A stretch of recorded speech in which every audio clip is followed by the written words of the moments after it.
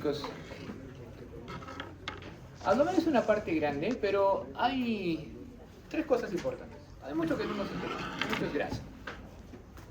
Dos, la clínica ayuda bastante, mucho ayuda la clínica, ¿no? Entonces, igual no se desliga la imagen de la clínica y eso ayuda a clarificar muchísimas cosas.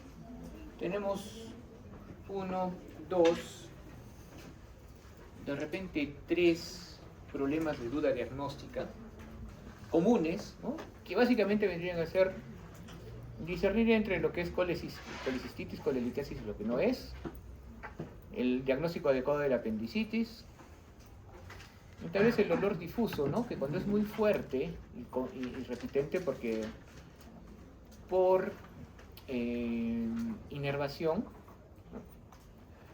La inervación aferente, ¿no? Que obviamente es autonómica, no es una inervación que está dada por la médula y se da a través del sistema simpático y parasimpático, tiene una cadena lumbar que está alrededor de la columna, que es simpática, y lo parasimpático se encuentra ¿dónde?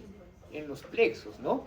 Que viene a través de ciertas fibras que incluso han llegado desde arriba, desde el vago, ¿no? El plexo aórtico, el plexo celíaco, el plexo mesentérico superior, el plexo hipogástrico y así, ¿no? Que están justo a esa altura y son marañas de nervios nada más, y ahí están los ganglios, y por ende las sensaciones de dolor de las vísceras, sobre todo de las vísceras huecas, se refieren ahí, ¿no? Entonces, muchas veces un dolor, que es simplemente una indigestión, se manifiesta así. Un dolor de apendicitis, que es una víscera hueca, se manifiesta al inicio así también.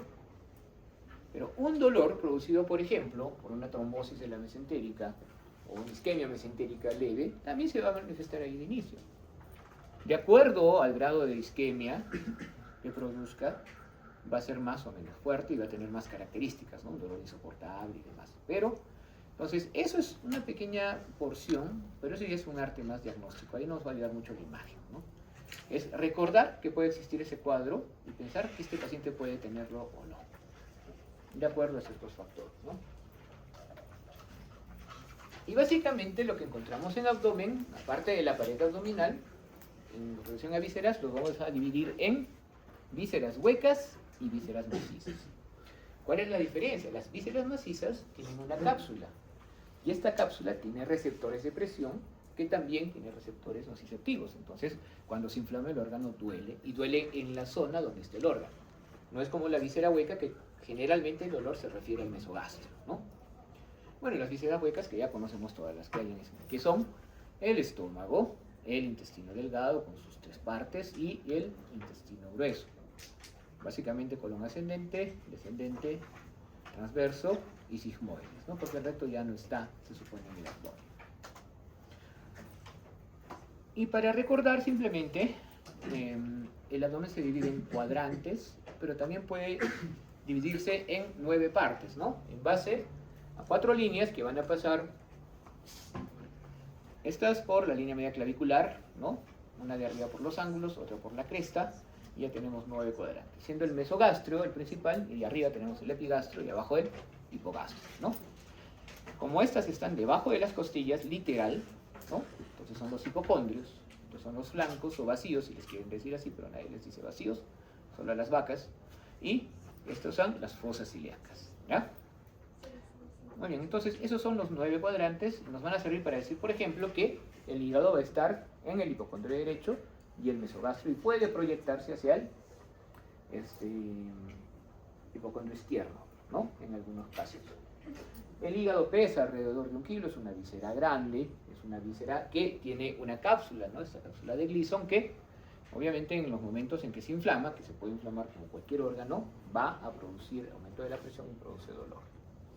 El hígado tiene 2 caras nada más, ¿no? Entonces pensemos en eso como una especie de media luna, ¿no? Tiene una cara que es convexa, que es la cara diafragmática, ¿no? Que va hasta posterior, y tiene otra cara que es la cara visceral. Y se llaman así justamente por eso. Ahora, el límite entre la cara visceral y la cara diafragmática en la zona superior no es claro, ¿ok? pero el límite en la zona inferior sí, y por eso se le llama el reborde hepático. ¿Okay? Y el borde hepático es un ángulo agudo, ¿no? Un ángulo bien agudo que sí es visible de esa forma en cualquier modalidad de imagen, tanto en la reso como en la tomografía como en la ecografía. ¿Qué de importante encontramos en la cara diafragmática? Este es el borde inferior, entonces siempre vamos a encontrar el ligamento redondo, ¿no? Y el ligamento falciforme, que lo divide en dos lóbulos, por esta cara, que se abre, ¿no? Y la vena cava arriba. Y aquí, ¿qué vamos a encontrar? En la cara diafragmática, que la vemos mejor aquí, vamos a encontrar la fosa cística, donde está la vesícula, y se va a relacionar acá, a una zona que se llama el ilio, ¿no? Que estamos viendo acá. ¿Por qué se llama el ilio? Porque están los agujeros de entrada y de salida de la vena porta, la arteria hepática y el conducto común, ¿ya? Decir agujeros de entrada y de salida es realmente ahí un decir, porque en realidad son dos agujeros, ¿no? Porque lo que vamos a ver es, en el ilio, es que salen dos conductos hepáticos que se juntan en uno, que ya la porta se divide en dos y recién entra el parénquima, y que la arteria otro tanto. Entonces, ojo, estoy diciendo que la vena porta se divide y entra, a pesar de que es una vena, ¿no? En que las venas teóricamente salen del órgano, en este caso no. La vena porta entra al órgano. ¿Okay? La que sale por pasada es la cava, ¿no? Y que sale por aquí. ¿Qué más hay que recordar? Para esta zona tenemos la fosa cística y la vena cava, ¿no? Esto es una fisura, la fisura derecha. Aquí más bien tenemos el ligamento redondo y por aquí el ligamento venoso de Arancio. Y ahí por adelante está el falciforme, ¿no? Esta es otra fisura, la fisura hepática izquierda. Más la del ilio, que es la fisura transversal, constituyen una H que nos va a dividir en varios segmentos los lóbulos. En realidad no hablamos de segmentos de lóbulos, sino de segmentos, ¿no? Aquí están los segmentos 1 y 4, ¿no? 4A y 4B, ¿no? El lóbulo caudal, acá está el lóbulo cuadrado. Los segmentos 2 y 3 están aquí, con parte del lóbulo izquierdo, y los segmentos 5, 6, 7 y 8 están en el lóbulo derecho. ¿Por qué es importante eso? Porque para ubicarnos, generalmente el radiólogo les dice: he encontrado una imagen anicogénica bien delimitada, con refuerzo posterior, que es, ¿qué cosa? Es un quiste. Sin nada de su interior, es un quiste simple, que suele ocurrir en el segmento 8. Entonces ya sabes dónde está. Pero no solo es para ubicarnos. El hígado es muy vascularizado y por la anatomía microscópica, que quienes revisan después, al final la recolección de sangre se da a través de las venas hepáticas, que son 3, ¿no? Al final van a desembocar acá arribita en la cava.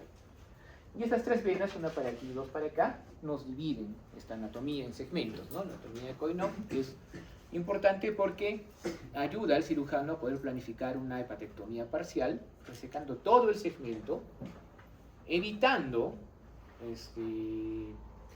mucho sangrado. El vaso es otro órgano que es macizo. El vaso básicamente tiene la forma de un frijolito, solo que tiene una cara diafragmática, que es la que se pega acá, y tiene 2 caras más, ¿no? La anterior interna y la posterior interna, que se relacionan con diferentes vísceras. Por ejemplo, acá obviamente se está relacionando con el colon, ¿no? En esta parte se está relacionando con el páncreas y con el riñón. Y acá arriba se relaciona con el estómago, ¿no? Porque está pegadita, incluso algunos vasitos de acá, bueno, continúan y pasan al estómago como los vasos cortos, ¿no? Porque acá llega la arteria esplénica y obviamente sale la vena esplénica. Esto se llama ilio y básicamente eso tenemos que recordar, porque bueno, la arquitectura primaria es que hay un montón de tabiques, hay sinusoides adentro, hay folículos, entonces el vaso cumple funciones del sistema inmune, pero también estos sinusoides tortuosos, son capilares fenestrados, permiten que se destruyan los glóbulos rojos que han cumplido su ciclo cuya pared ya no es elástica, pasan por ahí y se destruyen, ¿no? Entonces ahí se produce bilirrubina también. Esta bilirrubina que es indirecta, que va a pasar hacia el hígado para su metabolismo adecuado. Esas son las funciones del vaso.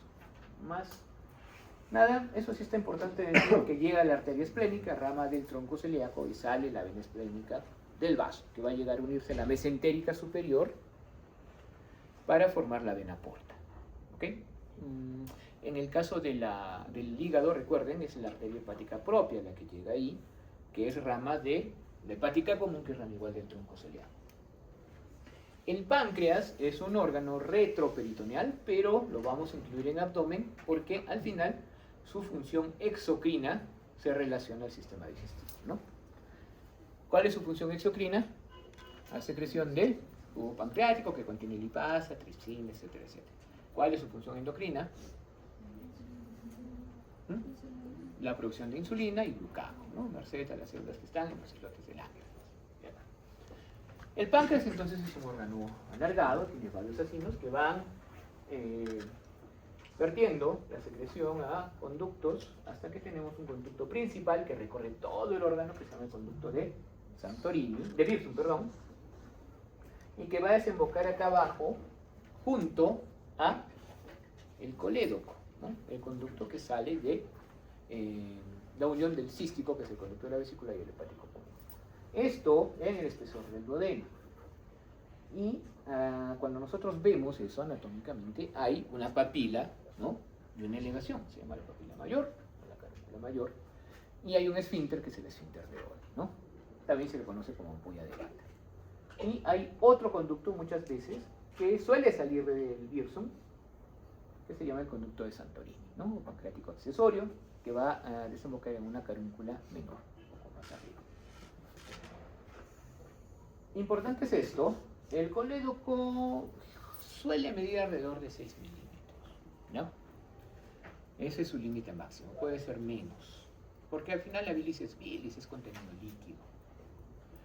Y eso es importante, esta relación anatómica es importante porque la bilis, creo que ya lo dijimos, puede hacer éstasis, ¿no? Y el éstasis simplemente va a cristalizar los esteres de colesterol y al final tenemos piedras. Fisiopatológicamente eso es. Si tenemos una piedra, podemos tener una piedra tipo cascajo, podemos tener una piedra tipo la piedra de los 7 ángulos.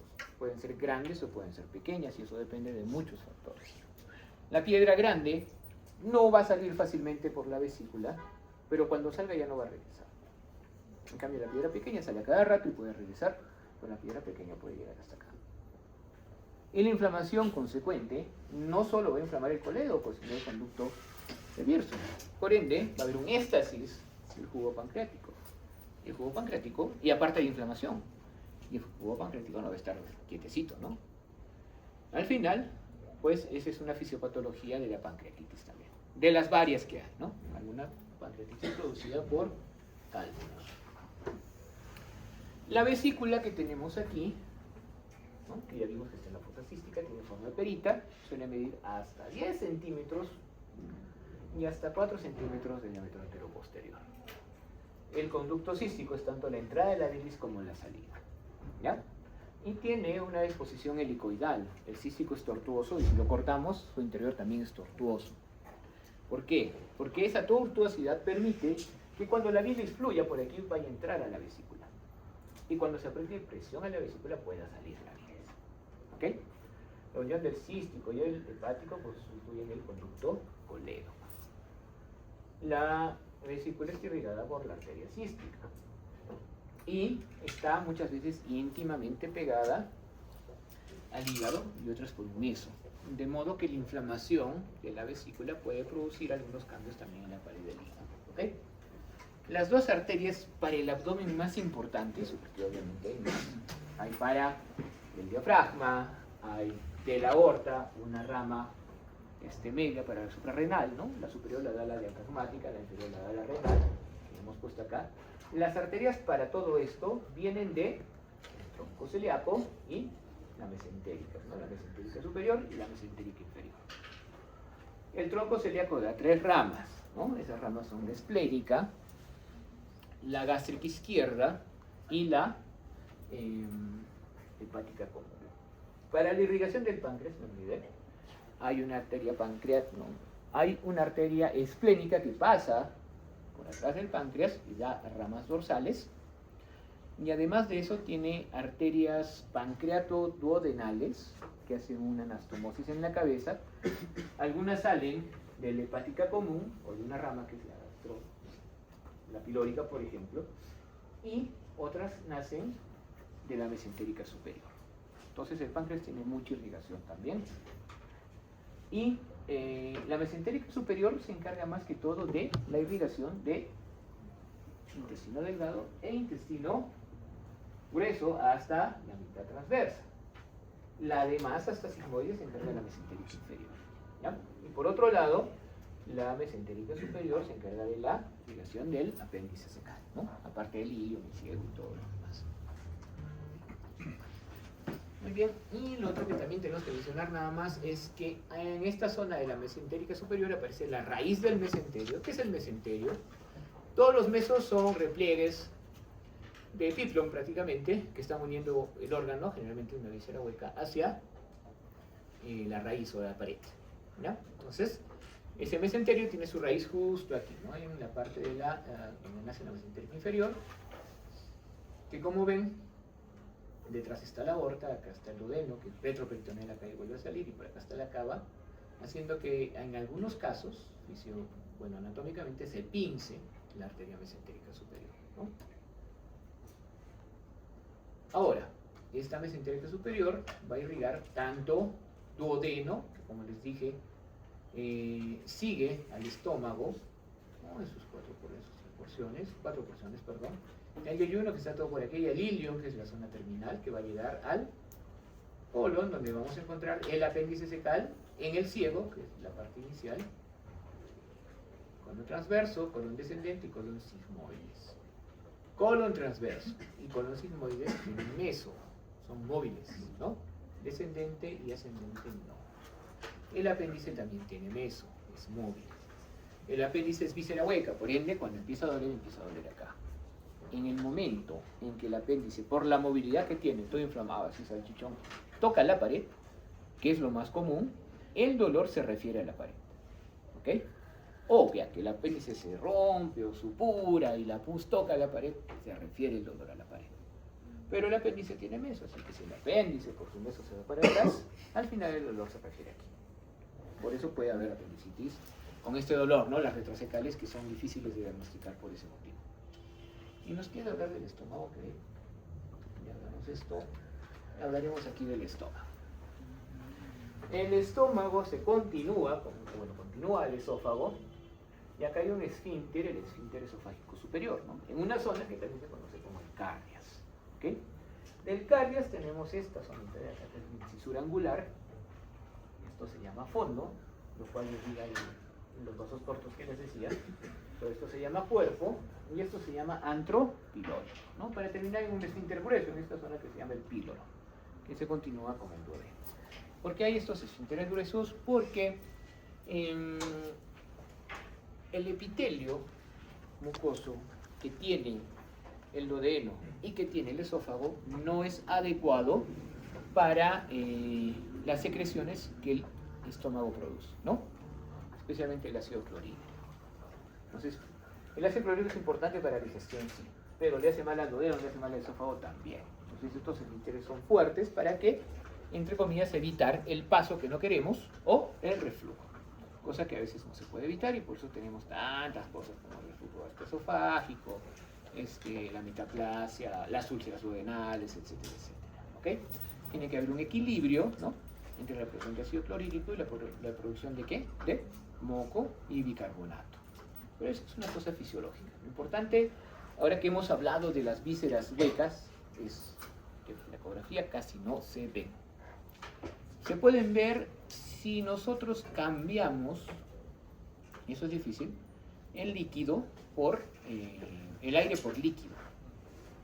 Y sí se ha hecho en algún momento, pero bueno, es engorroso y mejor se hace con una tomografía. Tanto la tomografía como la resonancia no se hacen problemas para nada con el aire, ¿no? En unos rayos X, que generalmente es la primera exploración que nosotros tenemos en el abdomen, igual ¿qué vamos a encontrar?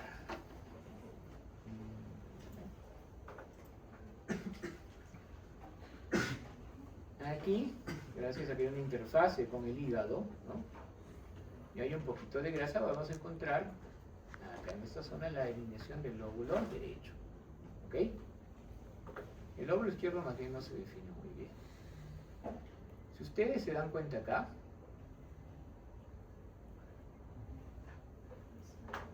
se ven los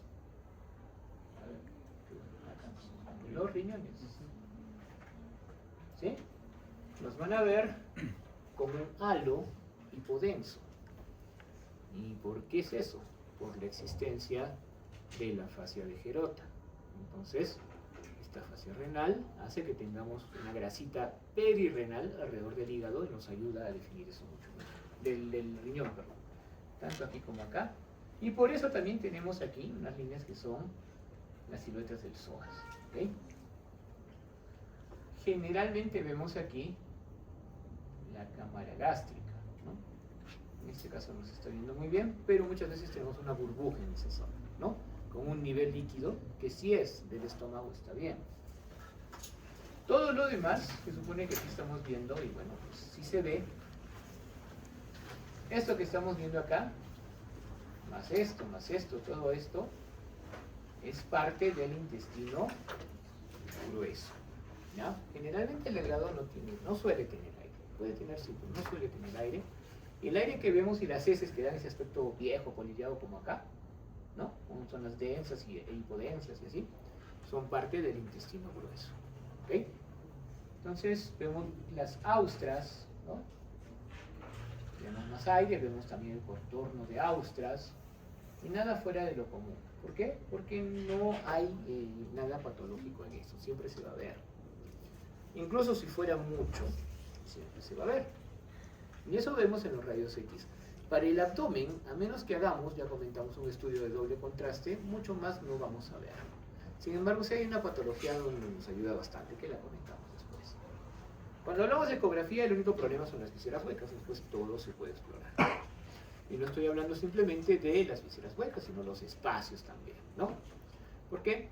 Porque, por ejemplo, entre el hígado, el pulmón y el colon tenemos un espacio llamado el espacio de Morrison, ¿no? Las fosas ilíacas tienen estos espacios también y hay un espacio en la zona izquierda. ¿Por qué es importante eso? Porque como ustedes saben, básicamente deriva el abdomen de una cavidad celómica, está tapizada y es continua. Por ende, si hay una extravasación de líquido o una producción aumentada de líquido peritoneal, si es mucha, se va a decantar, si el paciente está en decúbito, en estas zonas. Entonces, si yo quiero ver presencia de líquido, solo necesito revisar esas 4 zonas que no me van ni 20 segundos y puedo evaluar la presencia de líquido, ¿no? Y eso me sirve en emergencia, no por ascitis, ni por una cirrosis, ni nada por el estilo, sino simplemente por un traumatismo, ¿no? Si hay un traumatismo y hay líquido, es muy probable que haya ruptura de víscera maciza. Entonces es un paciente que si no se resuelve ese cuadro se muere o le va mal. Entonces paciente con FAST positivo, que así se llama esa cosa, tiene que ir a sala, ¿no? Hacer una laparotomía y a tratar de corregir, porque es casi seguro que tiene una ruptura de víscera maciza. A veces el aire sí se va a interponer. Entonces, existe, por ejemplo, el signo de Hover, ¿no? Que es la presencia sin que haya hernia de aire en esta zona, porque el intestino está por delante del hígado. Si yo hago ecografía ahí, no voy a llegar a ver nada. De igual forma, el páncreas va a tener poca visibilidad en el caso de que yo quiera evaluarlo si es que hay demasiado aire en el colon transverso. Y por otro lado, la evaluación de retroperitoneo, que nunca está de más, también se ve interrumpido por la presencia de aire. Nosotros no podemos hacer mucho con el tema de abdomen, solo retirar el aire, o sea, tratar de que el aire vaya más abajo. ¿Y cómo hacemos eso? Pidiéndole al paciente que respire y una vez que esté en inspiración, que puje, ¿no? Para que el aire se vaya lo más abajo posible. Para pelvis es otra cosa porque nos ayuda la ventana del hígado, pero de la vejiga, pero acá no. ¿Y qué podemos explorar en ecografía? ¿Qué es lo que más podemos tener para nuestros diagnósticos? Vamos a hablar de la anatomía normal en tomografía, como les dije en video, porque eso también es importante, pero bueno, en video. ¿Qué vamos a explorar? Nunca podemos explorar en una tomografía el hígado completo, ¿no?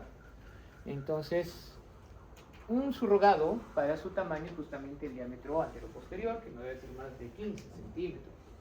Si fuese más de 15, ya hay la sospecha de que hay una hepatomegalia. Y si hay más de 16, sí hay una hepatomegalia, ¿no? Segundo, así como con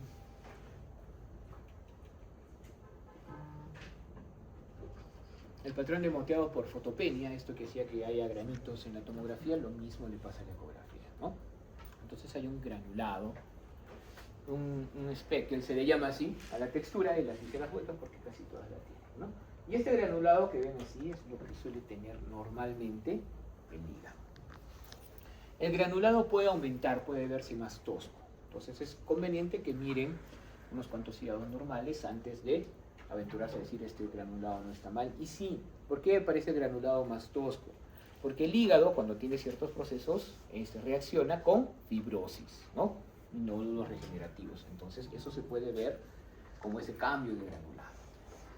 Presencia de lesiones focales, como por ejemplo, ya dije, quistes, que pueden ser quistes complejos, quistes simples, y dentro de los quistes complejos como quistes podemos encontrar incluso quistes hidatídicos, ¿no? O como lesiones sólidas, que obviamente se van a comportar diferente. Hay una paradoja que es el hemangioma va a ser una lesión hiperecogénica que probablemente podría tener refuerzo, porque es más que todo vasos tortuosos llenos de líquido, entonces podría tener refuerzo posterior, ¿no? Pero es hiperecogénico. Presencia de lesiones difusas que también se tienen que ver, como les dije, ¿no? El granulado, que tiene que ser ese, no puede ser más. La ecogenicidad, que sí es muy hiperecogénico, y eso se compara contra el riñón, perdón.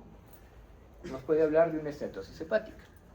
Y en algunos casos, aunque es muy inespecífico, el hecho de que sea muy hipoecogénico nos puede orientar hacia un diagnóstico de hepatitis. Pero es un signo muy inespecífico. Compararlo con el riñón no suele ser mucho. Lo que sí, cuando es hipoecogénico, aquí tenemos una vena, ¿ok? Esta vena tiene una pared hiperecogénica. Si el hígado se vuelve hipoecogénico, resalta con más hiperecogenicidad la pared. Y no solo de las venas, sino también de los conductos. Entonces muchas veces vemos una zona negra con varios puntos brillantes, ¿no? El cielo estrellado, ese sí es muy significativo para hepatitis, aunque no nos dice obviamente cuál es. Y por otro lado hay que ver la relación del lóbulo derecho con el lóbulo izquierdo. Tal vez en ecografía es un poco difícil, en la tomografía es mejor. ¿Por qué? Porque obviamente el lóbulo derecho es más grande. Si hay procesos de destrucción, regeneración, reparación, fibrosis, el lóbulo derecho va a cambiar, ¿no? Va a bajar de tamaño, o puede crecer algo el izquierdo y se altera esa relación. Y también evaluar obviamente el ilio, la vena porta, la arteria hepática y sobre todo el hepático común del colédoco. Y referidos tanto a su tamaño como al flujo, si es que tenemos doble. Ahora, en la vesícula, lo que tenemos que evaluar, ahí tenemos una vesícula con un contenido anecogénico, no tiene ningún problema. Ojo, muchas veces aquí vamos a poder ver una disposición de esta forma, ¿ya? Incluso con sombras. No son piedras, sino que la vesícula se está relacionando al colon transverso. Entonces a veces, y al duodeno. Entonces a veces vamos a encontrar aire que va a parecer que tiene piedras. La vesícula siempre se debe evaluar en ayunas, porque si no te va a dar la impresión. A veces cuando hay muchas piedras ni se ve la vesícula, solo se ve eso. Pero a veces uno se puede equivocar y ver que es el duodeno o el colon y sus gases y dice no, tiene colecicitis y siempre no tiene. Sus partes son fondo, cuerpo y cuello, ¿no? ¿Y dónde encontramos cuando duelen las piedras? Generalmente en el cuello. Ojo con eso. ¿Qué más? El colédoco, cuando lo encontramos, porque vamos a encontrar primero el cístico, que es el gradito, si no lo encontramos el colédoco a nivel de la triada. Generalmente cuando vemos el páncreas y la arteria hepática, podemos llegar a ver el colédoco. O probablemente no sea la arteria hepática, solo la cística, ¿no? Por esta idea del triángulo de Calot, ¿no? hígado, conducto cístico y conducto hepático, ¿no? Y en el medio está la arteria. Entonces muchas veces encontramos, porque acá está el colédoco, una arteria pasando por acá, la porta, y ahí está el colédoco. Y lo seguimos, si es que se puede, porque los gases se interponen, hasta el páncreas, si es posible. Si somos buenos, vamos a ver un colédoco dilatado o hasta las piedras. Pero eso sí requiere una curva de aprendizaje grande. ¿Qué más? La forma. Esta es la forma normal, piriforme. Si fuera más delgadita, podríamos hablar que es una vesícula colapsada o semicolapsada. Y a veces, por más bien llena que esté, la vesícula tiene un ángulo, ¿no? De esta forma, como un triangulito. Esa se conoce como la vesícula engorrofrígeo. Pero no tiene de verdad significación, solo se describe. Igual se describe el contenido, si es anecogénico, si tiene partes hipoecogénicas que vendrían a ser barro, o si tiene zonas hiperecogénicas. Se describen las paredes, que en este caso, como las ven, regulares, ¿no? Ecogénicas, acá están. Regulares, deben medir menos de 4 milímetros y no deben tener una conformación de capas. ¿Por qué? Porque esa conformación de capas indica que hay edema de pared. El diámetro de la vesícula, perdón, no era 4 milímetros, es 4 centímetros. Digo, y menos de 10 centímetros. Si tiene más de 4 centímetros, podemos con buena confianza decir que tiene una colecistitis. Y si tiene más de 10 centímetros, podemos presumir que esta vesícula está en éstasis desde hace mucho tiempo, ¿no? Es básicamente un hidrocolecisto, por algún motivo. O sea, vesículas de 12, 13 centímetros no deberíamos de tener de forma normal. El páncreas, en esa visión axial, tiene sus tres partes bien delimitadas, ¿no? La cabeza, el cuerpo y la cola. El cuello está aquí justo. Esto que vemos acá abajo, por así nosotros nos ubicamos para el páncreas, esto que vemos acá abajo es el cuerpo vertebral, ¿ok? Por ende, ese es ese cuerpo vertebral que sería esta bola. La aorta, muy bien. ¿Y dónde está la cava? La cava está acá.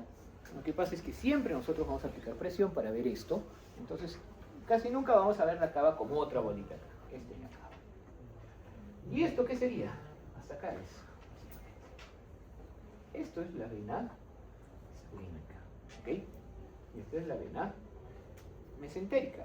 Van a unir y van a formar la porta. Y justo ahí está la cabeza, ¿no? Que debe medir alrededor de 2 centímetros, esto alrededor de 1 centímetro. Esta zonita de acá es parte de la interfase del conducto de Wirsung, que muchas veces también se mira. Y el páncreas es isoecogénico y homogéneo. O sea, tiene una ecogenicidad comparable, por ejemplo, a la del hígado, que está acá, sin que sea muy baja ni que sea muy elevada. Si la ecogenicidad es elevada, probablemente tenga algo de grasito en su interior. Pero si es hipoecogénico y encima está aumentado de tamaño, significa que tiene edema, ¿no? Bien. Y el vaso lo vamos a ver con artilugios para verlo de esta forma. Esto es sentido craneal y esto es sentido caudal, ¿ok? Entonces como el paciente estuviera echado. Y solo vemos el diámetro, bueno, podemos ver los dos, pero este diámetro es el que más me interesa. Y este diámetro debería ser alrededor de 10 centímetros. Si es menos, nadie se enoja. Pero si es más de 12, se considera ya esplenomegalia. ¿Ya? Es el diámetro mayor del vaso. Si es más de 12, se considera ya esplenomegalia. ¿Y por qué? Bueno, por N factores, ¿no? Puede haber hipertensión portal, entre otras cosas. Ahora, el ilio del vaso, que estaría acá está el riñoncito, ¿no? La corteza y el contenido renal. A veces tiene estas bolitas, o a veces ya tiene bolitas encima. Y a veces uno estaría muy tentado de decir, ese es un ganglio. Pero resulta que muchas veces en el ilio aparecen esplenúnculos, vasos chiquitos, que no tienen la forma del vaso, sino que son como redondos. Entonces hay que tomar en cuenta eso cuando se evalúa.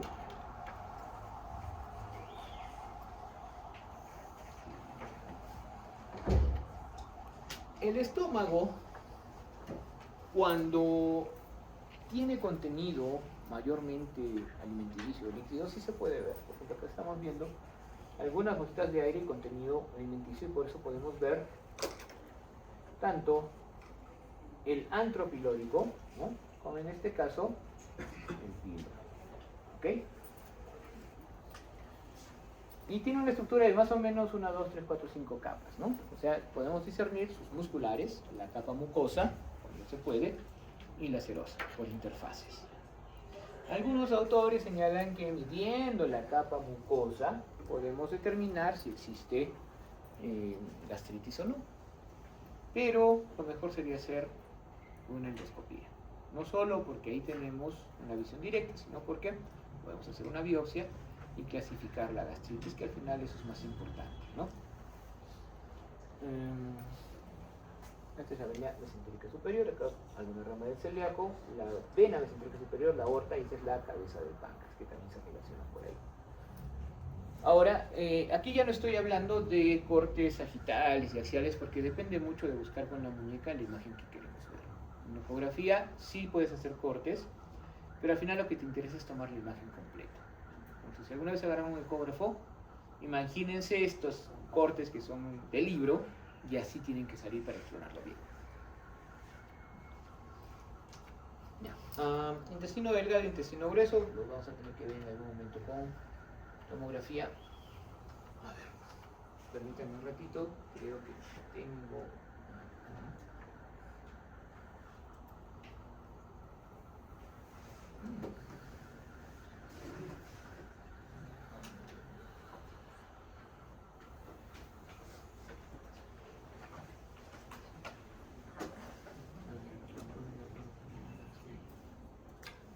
No está subido todavía.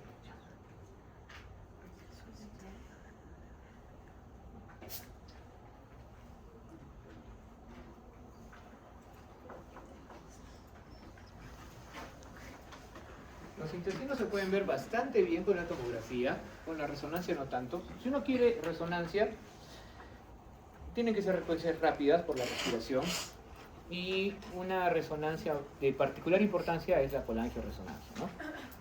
No necesitamos contraste, con una secuencia en T2 está bien, ¿no?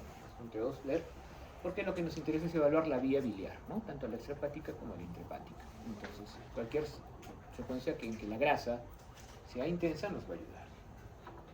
Por otro lado, la colangioresonancia no está, tiene mayor resolución que la tomografía, y nos permite distinguir si la obstrucción es por una piedra o por un crecimiento intraductal. Porque si es por una piedra, vamos a ver la piedra y cómo la bilis pasa alrededor de la piedra, ¿no? Como si fuera la pinza de un cangrejo. Y si fuera un crecimiento, vamos a ver un afilamiento, ¿no?, que se va haciendo progresivamente más delgado el conducto. Muy bien. Ahora, un paciente de 8 años, bueno, esto es bastante fácil. Ya lo han leído, bibliografía cerebral, aprendido directo, dolor en hipocondrio derecho constante. ¿Qué más deberíamos tomarle?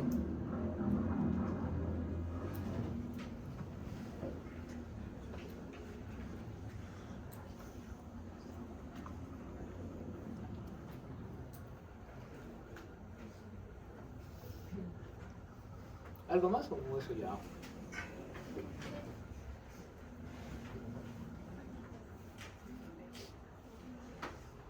Todo lo que es ictericia, coluria, colia, tiene que ver con obstrucción generalmente, de una u otra forma. O sea, no tiene por qué ser una piedra, puede haber una obstrucción funcional por edema, ¿no? En este caso, ya hay bilirrubinas elevadas a predominio directo, que también puede haber una obstrucción.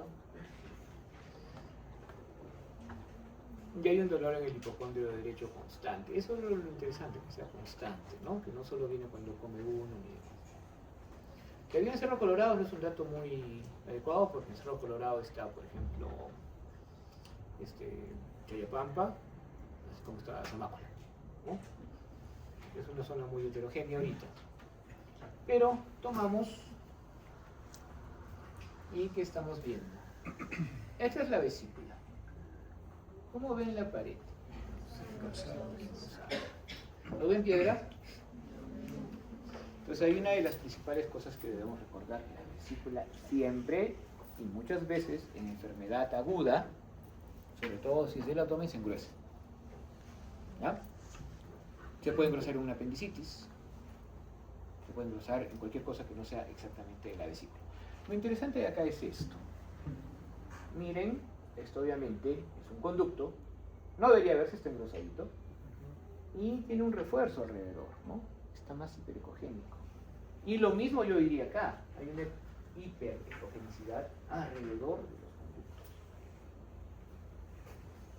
Esa es otra forma, aunque en esta zona de aquí, ven los puntitos, en esta zona sí podemos hablar de lo que se conoce como el cielo estrellado, ¿no? Entonces, ¿qué significa eso? Que hay edema dentro del órgano, por eso ha disminuido la ecogenicidad. Básicamente eso es hepatitis. Entonces, ¿qué le vamos a preguntar al chiquito? Si comparte jeringas, si se enamorada. Claro, tiene que ser hepatitis A. Es poco probable, a menos que sospeches de una historia media truculenta, que sea otra cosa. Si hepatitis A, y lo que te voy a preguntar es si se ha vacunado, ¿no? Porque si se ha vacunado, pues qué raro, ¿no? Aunque la hepatitis puede venir por otras cosas. Ya, y eso es lo que tenemos que ver. Y generalmente no es mala idea hacerlo en el contexto. ¿Por qué? Porque lamentablemente, actualmente, sí hay niñitos con cálculos, sí hay niñitos con hígado graso, y hasta niñitos con pancreatitis aguda, simplemente por los hábitos alimenticios. Entonces, en un adulto, de cajón, porque podríamos encontrar esto, pero también está muy presente el tema de la obstrucción, y hasta en un niño ahora sí también. Ahora ya no vive en Cerro Colorado, sino que vive en Sabanilla. Se ha mudado, pero no es niño por si acaso, este es mayor. ¿Algo más? Porque obviamente hipocondrio derecho iba a decir es el colon, es el hígado, es la vesícula. Eso no, a menos que sea el señor Celso, ¿no? Que tiene sitios inversos, pero si no, es eso. Entonces, ¿algo más?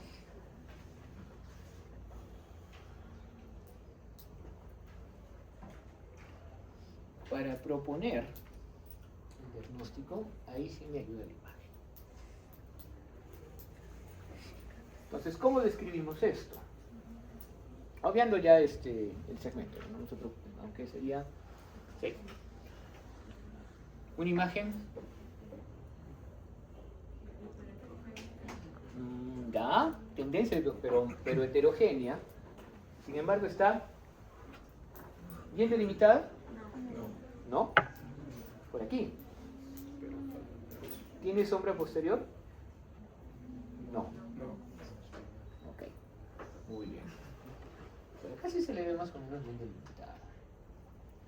Y lo que pasa es que también siempre debemos considerar entre los problemas hepáticos, sobre todo ese dolor, la presencia de liatidosis. Sobre todo si vive en un ambiente donde hay ganado, ¿no? Y los quistes ecogénicos se ven muy bonitos tanto en la resonancia, obviamente son secuencias T2, ¿no? Como en la tomografía, como en la ecografía, viendo la secuencia de los quistes de Garre, ¿no? Acá con hasta los quistes calcificados que se pueden ver como simplemente una media luna hiperepogénica de los vallanos sanguíneos. Y recuerden que en la resonancia el calcio no da sombra, nada, solo da vacío de señal. Por eso tiene este borde sin densidad alrededor. Pero no está muy bien. ¿Dónde lo clasificamos ese señor? Lo clasificaríamos más o menos aquí, ¿no? Y saben que de acá para, bueno, de acá no, de acá y acá ya saben que el escólex está, ok, bueno, los signos están muertos, no hay problema. Sin embargo, el líquido también puede ser un líquido tóxico, en el sentido que puede provocar alguna reacción. Entonces, este señor no se le puede tomar tan a la ligera, ¿no? Aunque, bueno, es un quiste pequeño. Paciente de 50 años, de Moquegua. Tal vez en Moquegua no haya muchas cosas que hacer, ¿no? ¿Alguien es de Moquegua? Ahora ya hay cosas que hacer. Yo fui hace 20 y pico años. Sí, bueno, fui a pie todavía. No, ese tiempo, incluso el mercado abría a 10 de la mañana, 9 de la mañana no había nada abierto, pero no, obviamente pues ya ha cambiado eso.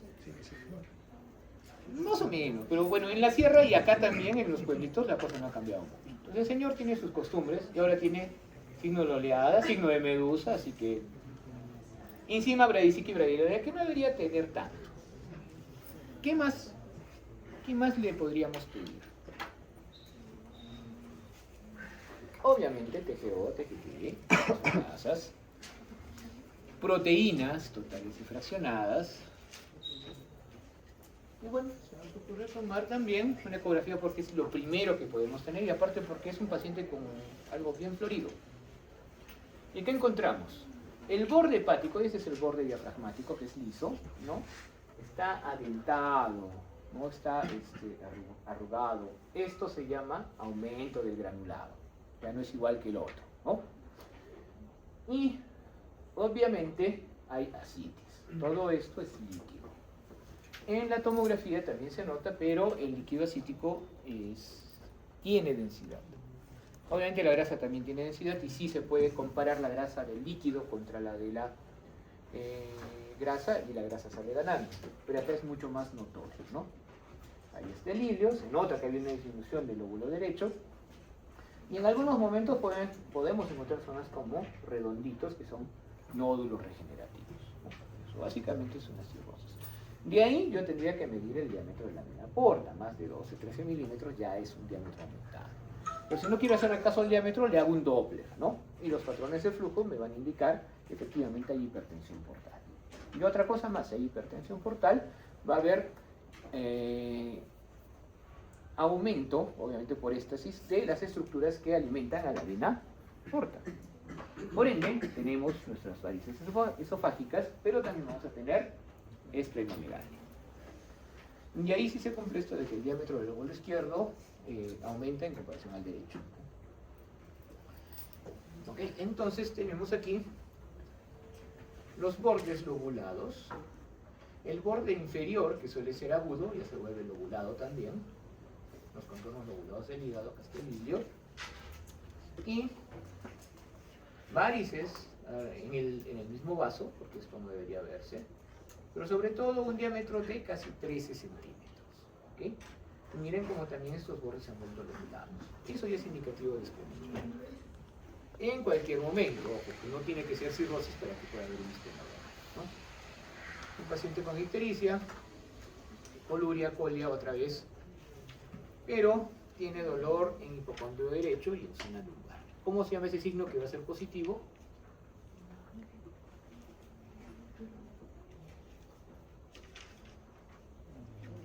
Dolor en hipocondrio derecho, la presión. El signo de Murphy, ¿no? Pero con ciertas características que tiene que ser a la inspiración, ¿no? ¿Por qué? Porque técnicamente el hígado está bien, así que la fosa cística está arriba. Yo tengo que mostrar, por así decirlo, la vesícula, por ende, se le pide al paciente que haga inspiración, ¿no? No así, sino la normal, y le metes el dedo y le duele, ¿no? Pero ya que está referido a la zona lumbar, ya.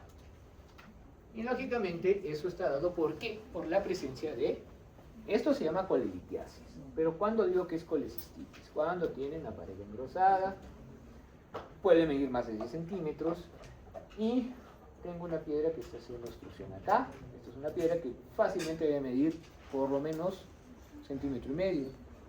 Quiere salir y se ha quedado ahí, probablemente no regrese. Hay edema de la pared. Y ojo, eso también es importante, este es el edema de la pared y hay edema del hígado circundante. Eso también ocurre. Lo mismo estamos viendo acá, porque es la otra. Edema de la pared y algo de edema del hígado circundante. Entonces, con todos esos criterios, este es el duodeno, ya podemos hablar de que tiene no solo la colelitiasis, sino también una colecistitis. ¿Ok?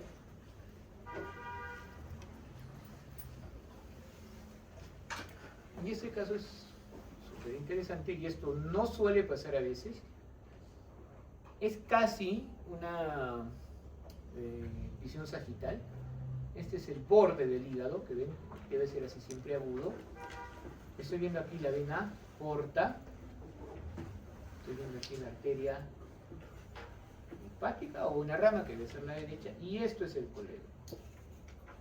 El coledo, pues un conducto anecogénico con paredes hiperecogénicas que no debe medir más de 6 milímetros, pero No importa cuándo mida, porque en el trayecto, y esto es páncreas, la cabeza, pero en un corte sagital, estoy viendo una imagen que arroja sombra posterior. Entonces ya esto me está diciendo que hay ahí una piedra, hay una coledocolitiasis. Y sí, si el paciente no es gordito, si no tiene muchos gases, se puede llegar a ver en ecografía.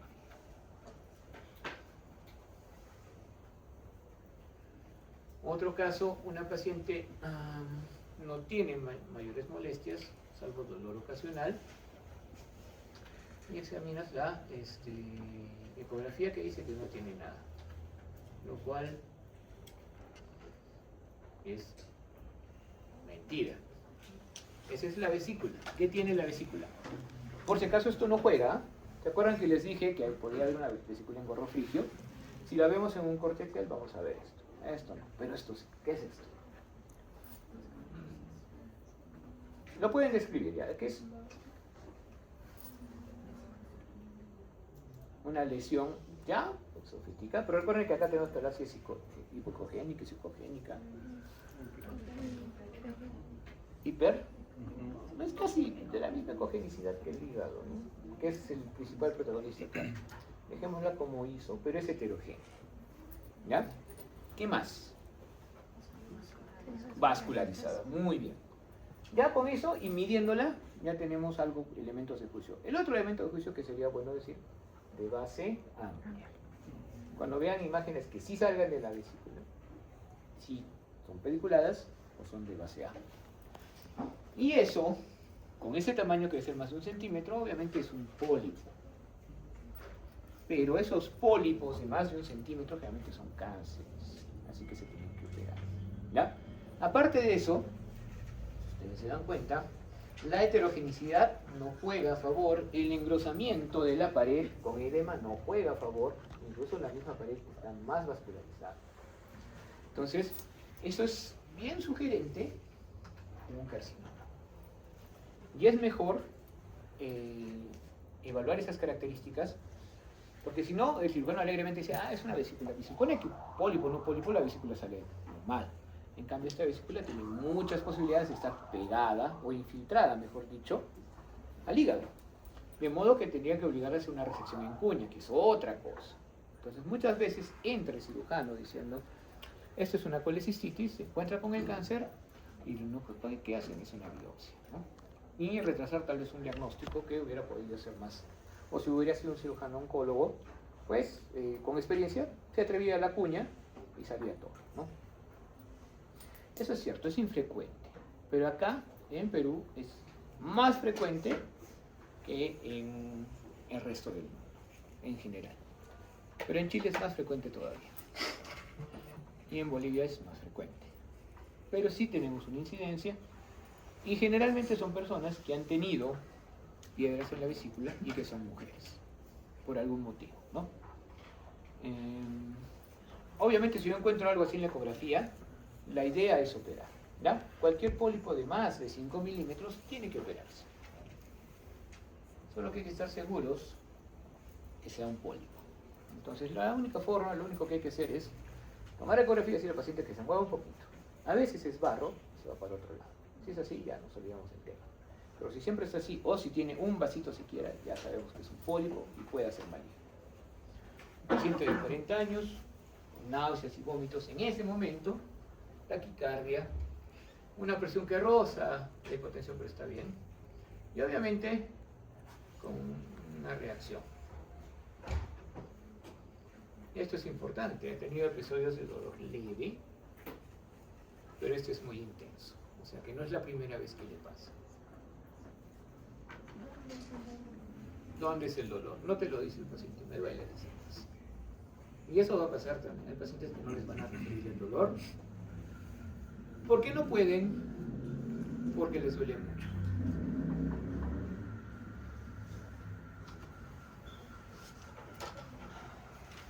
Es una suerte llegar a ver esta imagen cuando la vemos. Ya saben que esto es el páncreas. Los bordes ya están un poco definidos. Está hipoecogénico. La grasa alrededor, la que está alrededor de los vasos, está un poquito hiperecogénica. Y sobre todo que aquí no tenemos exactamente ninguna arteria, ninguna cosa que debamos ver así. Entonces hay edema, ¿no? Peripancreático, igual acá. Sin embargo, aquí hay una cosa muy importante también que es esto. ¿Cómo lo podríamos llamar?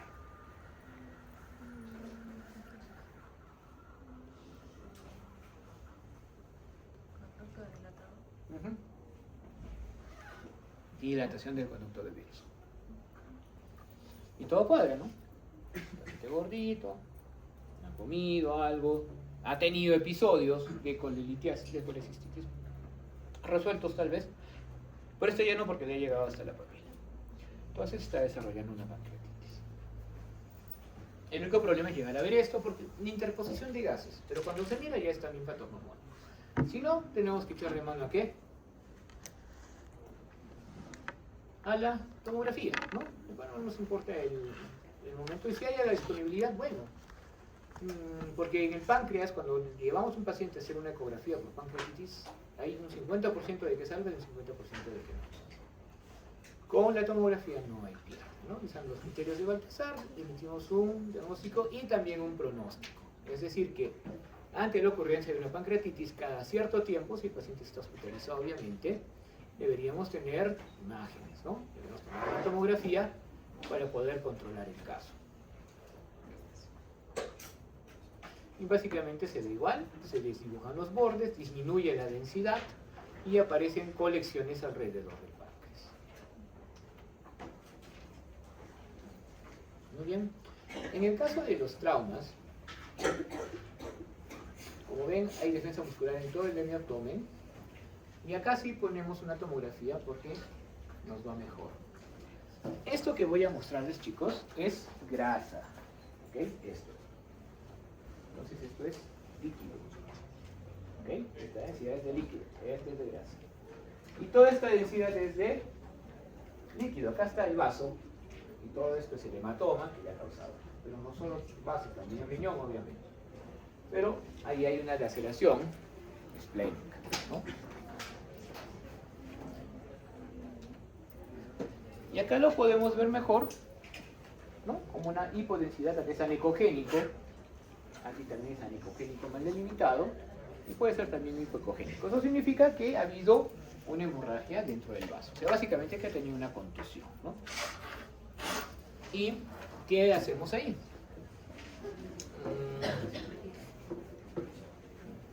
Operar es complicado, pero es lo que se tiene que hacer si es que el paciente no se recupera. Por ejemplo, ¿no? Si el paciente viene con esta imagen y está relativamente estable, podríamos observar. ¿Por qué no es bueno sacar el vaso?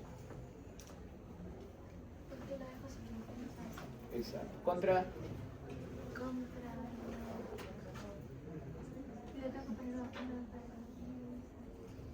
Sobre todo contra el hemófilus. Ajá. Y no sería mal que también se vacune contra el neumococo, ¿no? Y la vacuna contra el neumococo es brava. Así que, bueno, si no hay necesidad no se hace. Pero es el vaso, es bien vascularizado, así que muchas veces cuando hay lesión sí se tiene que operar, ¿no? Una paciente de 40 años acude por dolor en hipocondrio izquierdo.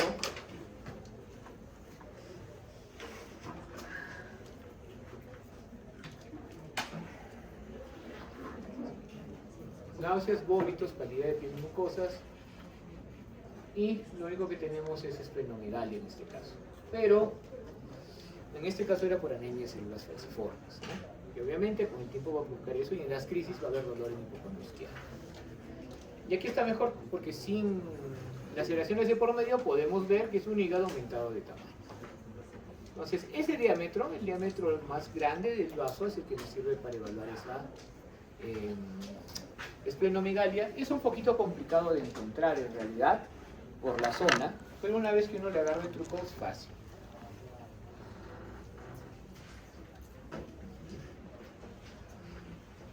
Un paciente de 55 años con dispepsia, cesárea precoz, pregunta por una alternativa que sea más rápida y más cómoda. Entonces, ¿qué le hemos hecho? Un estudio de doble contraste. ¿Y qué podemos ver? ¿Algo raro?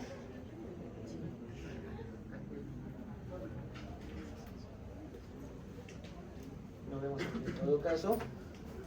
Y es lo que estamos viendo abajo, ¿no? Aquí básicamente el borramiento de los pliegues, ¿ya? Nada más.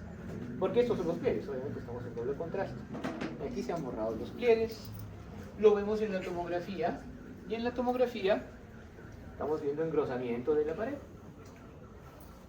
Y si quieren lo vemos en la ecografía, y en la ecografía estamos viendo un aumento del grosor de la pared, ¿ya? Con contenido.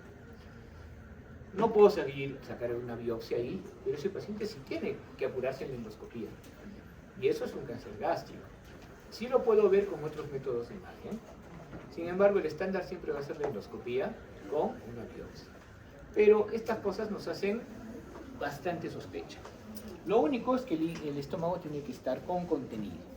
Un estómago vacío siempre va a tener paredes gruesas, ¿ya? No hay un grosor adecuado del estómago. Si quiero ver esto, lo tengo que comparar en relación al resto del órgano, ¿ya? No hay un grosor que más de 5 es así, que más de 3 es así. Pero siempre hay que hacer endoscopía y biopsia. Sin embargo, eso, así como en el caso del colon, porque a veces se puede ver el colon engrosado en una ecografía, solo nos orienta. Igual hay que hacer el examen más adecuado. Eso también es bonito. Paciente de 6 años, que sí les deben haber comentado, dolor intermitente, más ahora, y ahora está peor, ¿no? Antes solo le dolía, cada vez le duele más, y ahora sí se compromete el estado. ¿Qué le vamos a pedir ante la sospecha? ¿O quieren algún dato más? ¿Pero cuál?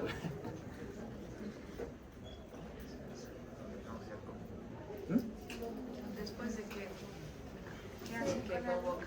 Después de comer. Sí, con el... Sí, con su Panadol, el del dinosaurio, pero cada vez menos, ¿no? Náuseas, vómito. No tiene náuseas. Orina normal. ¿Hace cuánto no va al baño? Siempre va, pero está suelto. Y le sale como que fuera mermelada. ¿Algún color? Sí, rojito. Así, como que fuera mermelada de fresa. Rojito como para oscuro. Justo eso es lo primero que se debe preguntar. Bueno, pero es cosa de... Y si hay la sospecha, se hace la ecografía y se suele ver, ¿no?, cómo hay una imagen de múltiples capas, que significa que una parte del intestino se ha metido en otra, ¿no? Y tenemos la imagen de superdiana, que es la intususección, ¿no? Con ya inflamación, ¿no?, alrededor mesentérica, porque esto es de la cita que está inflamada. Y yo, pues, a sala, ¿no? Porque ahí no hay mucho que hacer. Pero lo bueno es darse cuenta rápidamente. Entonces, a los niñitos siempre se les pregunta eso, ¿no? Si está orinando, cómo está orinando, si está haciendo deposiciones y cómo son. Eso ayuda muchísimo. Y estas cosas aparecen de vez en cuando. No es lo común, pero aparecen de vez en cuando. Una obstrucción intestinal, que es otra cosa que sí van a ver, simplemente es un aumento de las asas y la presencia de niveles hidroaéreos. Como ven, ahí hay un asa y hay líquido, ¿no? Que como no se mueve, está obstruido, van en forma de nivel en una radiografía de pie. Y debería haber al menos, a ver, 1, 2, 3, 4, 5, hay otros 6, 5 niveles hidroaéreos. Tienes que revisar, porque si no, probablemente sea un tema funcional, ¿no? Y eso con algún prokinético podríamos ayudar. Y la otra, que es a nivel del vólvulo, ¿no?, que está acá, del intestino grueso, porque por el meso que tiene el transverso, el sigmoides también, pero más el transverso, es muy proclive a darse la vuelta. Y da ese signo, que sí han visto alguna vez todo esto de acá, que es el signo del grano de la termino con este. Solo léanlo.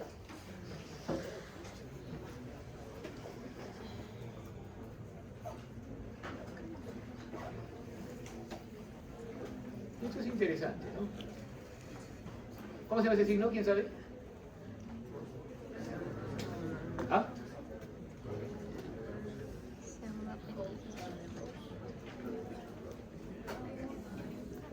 Bueno.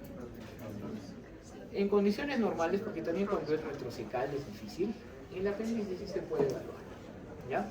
Incluso se puede evaluar en una paciente que sea un paciente que sea normal, que no tenga apendicitis, ¿no?